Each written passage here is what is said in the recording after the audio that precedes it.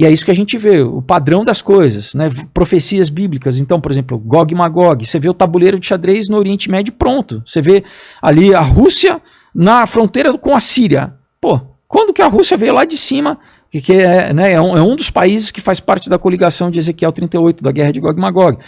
Turquia, Irã, entendeu? Né? Você vê os países... os países árabes que fizeram um acordo com Israel, né, através dos Abraham Accords, assim que você fala, peraí, são muçulmanos, mas fizeram um acordo com Israel, porque nessa profecia de Ezequiel diz que você tem esses países que não vão ir contra, porque eles nem têm poder, mas eles vão se colocar, eles não vão fazer parte da coligação dos países que vão atacar Israel. Outra coisa, os Estados Unidos sair de cena. Os Estados Unidos era o grande protetor de Israel, historicamente. Os Estados Unidos a gente está vendo o que? A derrocada dos Estados Unidos. Por quê? Porque Israel vai estar sozinho, ninguém vai vir ao socorro de Israel. A profecia diz que vai ser um milagre. Mais ou menos como a Guerra dos 6 Dias, que, né, tem muitos relatos que foi meio milagroso, assim, né? Porque o Israel foi contra Egito, foi contra a Jordânia, foi contra a Síria, foi contra o Líbano, se eu não me engano, um monte de país, com um monte de exército. Caramba. Enfim, então, cara, a gente está vivendo tempos proféticos, entendeu? E claro que mas ainda não foram abertos selos. Não, isso é depois, é na tribulação. Isso é na tribulação. O que a gente vive é quando... Mas, por exemplo, pandemia, essas guerras... Jesus já falava que era o que? Era as dores de parto. Isso era o quê? Ele fala, olha, nos últimos dias virão, né, guerras e rumores de guerras, né, povos contra povos, né, terremotos, peste, mas isso ainda não é o final. Isso é o que? Ele compara a mulher que ainda não teve o parto, mas ela tá o quê? Ela já tá tendo contração. Entendi. Então, assim, ela, como que é? E vai acelerando, né? Cada vez vai ficando mais próximo e mais intenso. O que a gente tá, né? Abre e fecha. Enfim, se a gente quiser ter uma ideia temporalmente, a gente vê pelo lado deles. Então, você vê que toda hora eles estão falando de 2030, né? O Fórum Econômico Mundial teve um vídeo de 2017 falando, a gente tem 8 pontos que a gente quer alcançar até 2030. O primeiro... 2030 é um ano meio emblemático, então? Sim, porque eles mesmos estabelecem essas coisas. A agenda de sustentabilidade da ONU, 2030. Você tem várias dessas organizações supranacionais sempre apontando para 2030. Eu não sei, aí é especulação, né? Não sei, mas talvez assim... 2030 seja o começo da tribulação? Não sei, tem uma coisa interessante, né? Bom, a Bíblia fala de um asteroide em Apocalipse, né? Mas não tem a palavra asteroide? Tem, no original, no grego é como se a palavra para asteroide, é a mesma palavra. Mas não existia esse conhecimento na época, existia? Sim. É que você fala, vai ter... Uma pedra no céu? Vai cair uma montanha no mar e tal. Absinto, né? Vai ter um asteroide chamado Apophis, tá? Que, engraçado ou não, né, o nome que os astrônomos dão para... Dentro da NASA, principalmente para todos os programas espaciais, são sempre nomes ocultos, né? Osíris, Saturno... enfim, então é Apophis, que é o deus egípcio da destruição, que ele tá para passar tão perto da Terra que eles falam que vai passar entre a órbita dos satélites, a Terra e a órbita dos satélites, imagina. Então, se os caras já encontraram esse negócio que está a quantos anos-luz da Terra, porque está 10 anos longe da gente, mas que imagina o cálculo que a NASA falou, não vai passar, não vai atingir, mas vai passar tão perto, que vai passar dentro da órbita dos satélites da Terra, cara. Como? Isso E está marcado para passar no dia 13 de abril de 2029. E dia 13, nessa data, cai numa data de um calendário, de uma festa hebraica. Se eu não me engano, eu não sei se é a festa das trombetas, mas é uma festa hebraica, né? Enfim, agora uma outra coisa interessante que eu também... Isso daí já está... A gente pode checar isso. Tudo isso que eu tô falando, vocês podem procurar na internet. O asteroide que está numa rota que vai passar muito perto. E qualquer coisa pode alterar a órbita disso daí.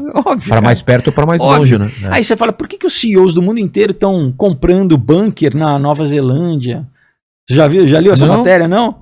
Os caras já têm rota de fuga, os caras, por exemplo, do Vale do Silício, todos comprando bunker na Nova Zelândia. Caramba. O que eles sabem, né? Enfim, o que mais? A matéria agora, há pouco tempo os bancos, né? Você tem, novamente, o Banco Mundial, você tem o Banco de Acordos Internacionais, você tem várias instituições financeiras, né? Você quer saber, fica de olho nos banqueiros, cara. Já estão falando que até 2025 não vai ter mais moeda papel, vai ser completamente digital. Toda a questão, né? Agora El Salvador já instituiu o Bitcoin como moeda local, teve um monte de repercussão lá. A China já também lançou a sua moeda, né? Só que qual que é a pegadinha da moeda chinesa? Ela expira, ela tem um prazo de validade. Então, vou te dar um resumo, tá? Pessoal, podem me chamar de louco, mas guarda o que eu vou falar. Vamos ver daqui a 1 ano, 2 anos, né? O que eles estão vendendo pra gente agora? Bom, criamos uma crise, pandemia, fecha tudo, quebra a economia, né? Pequeno empresário, todo mundo, né? Vamos tendo quarentenas, ondas de quarentenas, até que todo mundo dependa do governo. Todo mundo depende do Estado. Nos Estados Unidos, inclusive, tem pessoas com escassez de mão de obra porque os trabalhadores ficaram na quarentena e quando abriu os caras não querem voltar a trabalhar em restaurante, né? Por quê? Porque ficaram em casa ganhando dinheiro. Pra que eu vou voltar a trabalhar? Ficar jogando, coçando, jogando videogame, ganhando, por que eu vou trabalhar? Então, e aí o que eles entram? Não, então a gente vai ter que trazer a automatização. Que era um problema, que quando você lê os livros, por exemplo, do do Clube de Roma, como Limites do Crescimento, um livro de 72, que eu li também pro pessoal, ele já falava como que a gente vai... Era um grande pepino. Ele falava, a população vai se rebelar. Como que a gente substitui uma massa enorme de trabalhadores? O pessoal vai, além de ficar ocioso, né? Daí não é à toa que eles... Um fluxo enorme de droga, então uma crise de opioide nos Estados Unidos, o pessoal morrendo, se suicidando com overdose. Mas é um problema de engenharia social. Como que a gente faz com esse bando de gente aí? E não é só trabalhador de empresa metalúrgica, de indústria pesada, não. Hospital. Você vê, cara, os avanços de robótica. A maioria dos primeiros empregos para jovem, o que é? Chapeiro né? Trabalhar num fast food. Tudo automatizado. Tudo automatização. Tá? É isso. Então, vão automatizar tudo. Vão, então, estabelecer renda básica universal. A gente tem um monte. O Andrew Yang, que era um candidato democrata americano, que, na verdade, deixaram ele correr nas primárias democratas para a presidência, né, nessa última eleição, só para trazer esse assunto à tona. Meio que para popularizar esse assunto para a população. Porque, obviamente, o cara nunca tinha chance nenhuma, mas passou nos debates. Então, as pessoas, renda básica universal. Quem nunca tinha ouvido, renda básica universal. É isso, porque isso já tem na China. E entendeu? Você ficar em casa ganhando. Só que né, o governo é o teu patrão. Claro, uma hora ele pode tirar, pode diminuir, pode aumentar. Como é na China? A China já, em 2018 eu fiz um vídeo falando sobre o crédito social no chinês e que basicamente era o modelo onde eles... Porque, né, Partido Comunista, ninguém tem direito trabalhista, direitos humanos nenhum. Eles podiam implementar o que eles queriam, né? Então, é isso, já monitoramento total das redes sociais. É o que eu falava assim, na época eu não sabia como que eles iam exportar isso para o Ocidente, porque a princípio a gente, né, nós temos instituições democráticas, né? Como que eles estão importando? Uma doença, um problema de saúde. Aí todo mundo abre mão das suas... Não que não exista, mas foi o que foi criado. Foi criado, né? E tem, né, a gente pode entrar nisso aí detalhadamente, desde Fundação Rockefeller, né, em 2010 eles têm um documento ali já prevendo, chamado Lockstep, quer dizer, tem várias páginas, uma dos tópicos é a próxima, a pandemia que vai vir, né? Enfim, então é o que? A gente está vendo a implementação do estado de biossegurança, onde o controle da população vai ser num nível de consumo, que agora, outra coisa que eles já estão implementando, que vai vir junto com a carteira de vacinação, é a tal da mesada de carbono, é o Carbon Allowance, tá? Que vão falar assim, olha, você por mês vai ter uma quantidade X de carbono que você pode consumir, tá?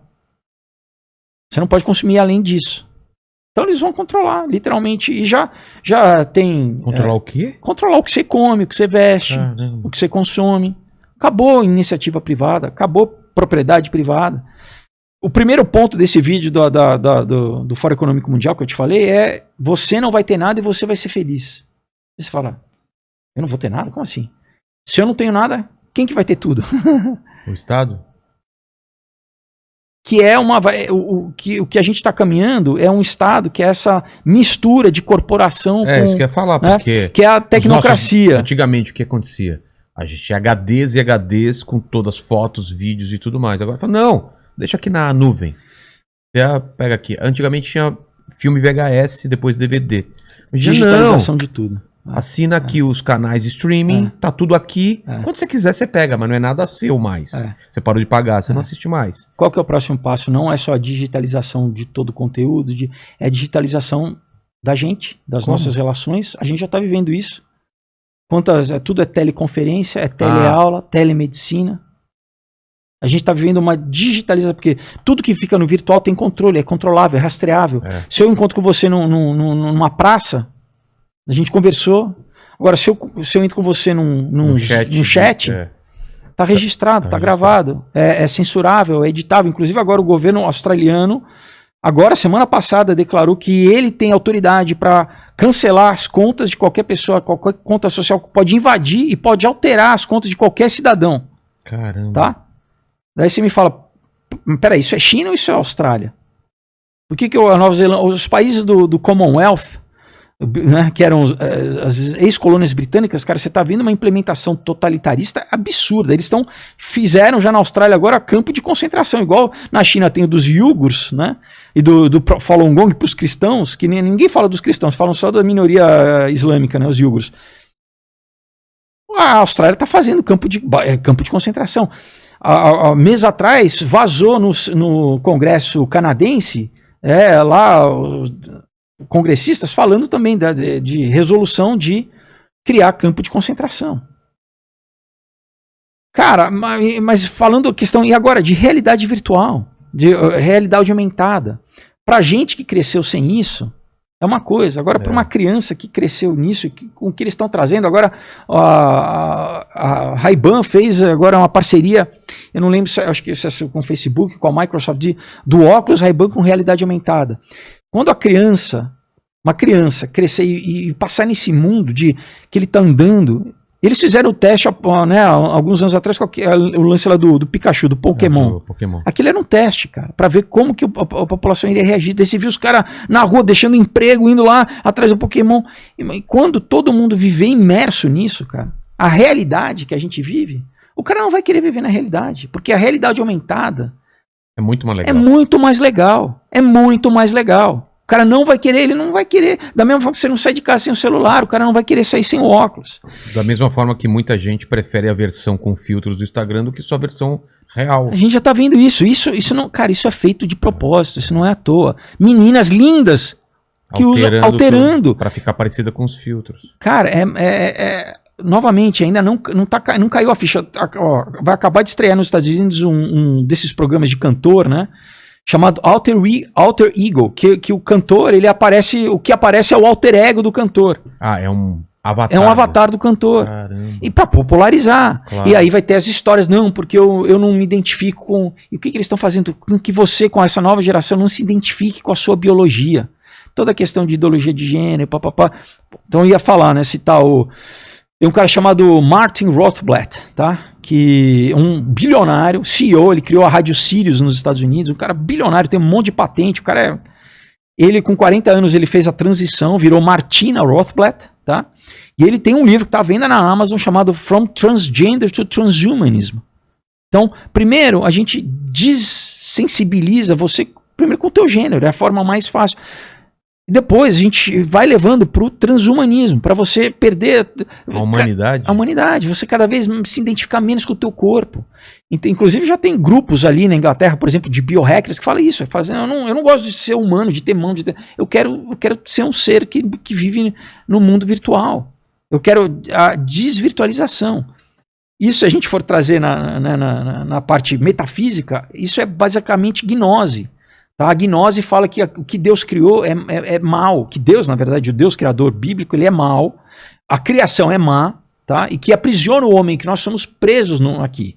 E que, na verdade, Lúcifer é o emancipador do homem, que é o Prometeus, que rouba a tecnologia e dá tecnologia para que o homem se rebele e o homem chegue ao status de Deus. É o fogo. A apoteose através da tecnologia. Então a Bíblia